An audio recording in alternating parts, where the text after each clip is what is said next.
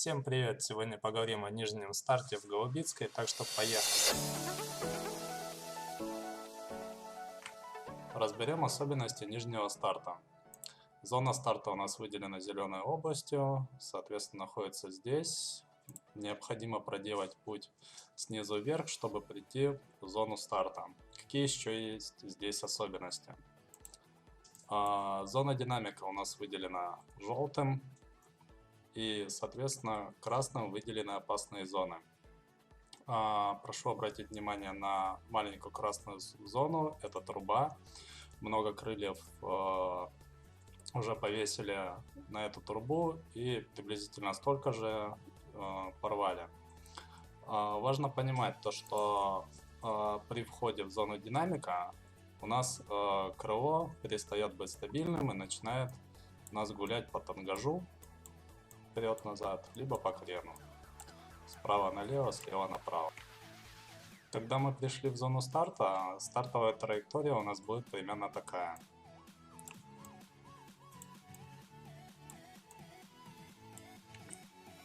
Разберем старт немного с другого ракурса.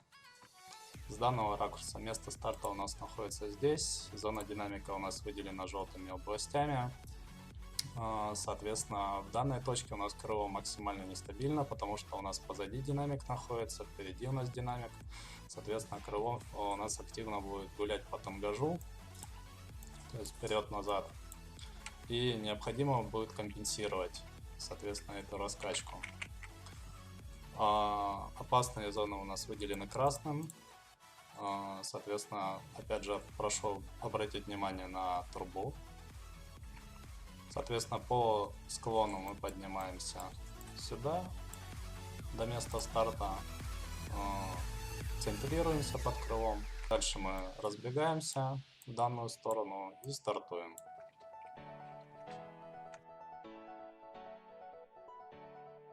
Рассмотрим пример старта. Не спеша начинаем подниматься боком по тропе и постоянно контролируем крыло. Необходимо компенсировать раскачку его. Если крыло начинает сильно гулять, соответственно, мы немного замедляемся, ждем, пока оно стабилизируется, и продолжаем потихоньку подниматься туда, куда нам нужно. Соответственно, при заходе на старт мы его стабилизируем, проверяем, что оно стабильно стоит, и готовимся к старту. Далее разбегаемся и стартуем. Необходимо отметить то, что данный способ старта подходит для ветра внизу где-то 6 метров в секунду с небольшими порывами и наверху 10. Рассмотрим старт более сильный ветер. Внизу у нас в районе 8 метров в секунду, вверху у нас за 10 метров в секунду дует. Соответственно, у нас уже есть некоторые проблемы со стартом даже внизу.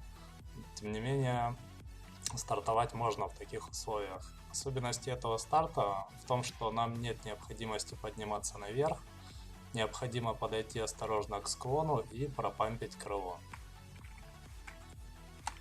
Приближаясь к склону, начинаем его пампить и ждем, пока появится подъемная сила. Как только нас отрывает, мы немного затягиваем клеванты и даем параплану ход.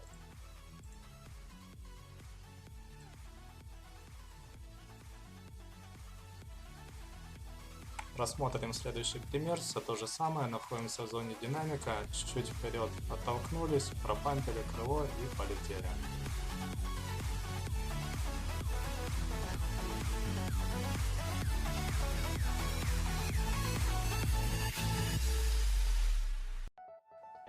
Сейчас мы видим то, что крыло немного наклонено, и, соответственно, его необходимо компенсировать для того, чтобы была возможность стартовать в обратном направлении.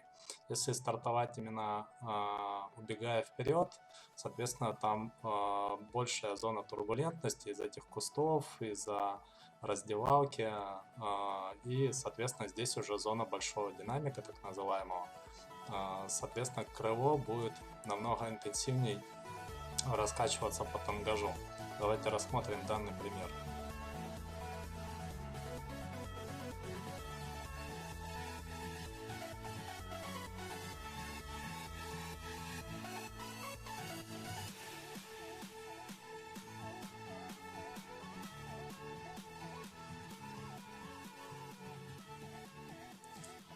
Соответственно, из данного примера видно то, что контроль крыла крайне важен при нижнем старте, и необходимо очень хорошо потренироваться перед этим. А, Соответственно, хорошее место для тренировок это немного левее от старта. Сейчас без монтажа вам покажу маленький тутор по данному упражнению.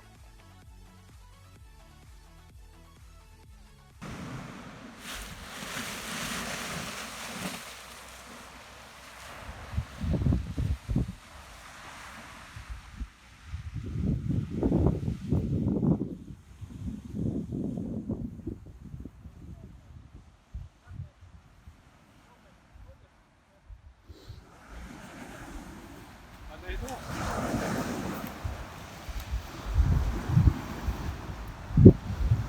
Вот, где динамик, соответственно, смотри, крыло видишь, то туда, то сюда начинает ходить. Его нужно оттормаживать. То есть смотри, оно не ровно над головой. Ты его постоянно оттормаживаешь. Только вниз спустишься, будет спокойно. Здесь то же самое. То есть идет.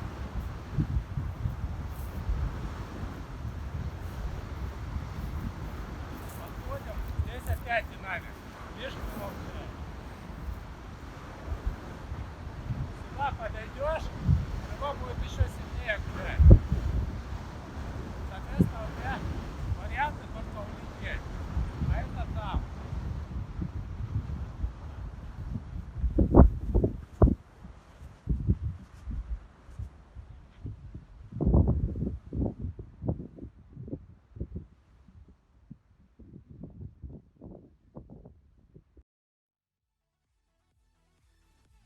В заключение можно сказать то, что нижний старт требовательный к пилоту. Он требует хорошего владения парапланов, отдельных навыков, знания оборудования своего и самого главного навыка отказаться от полета в данных условиях. Ветер сильный, ничего хорошего либо героического в этом нету. Каждый должен понимать, зачем он летает и для чего в сильные ветра, поскольку это очень опасно. Я надеюсь, вам данный туториал понравился. Увидимся.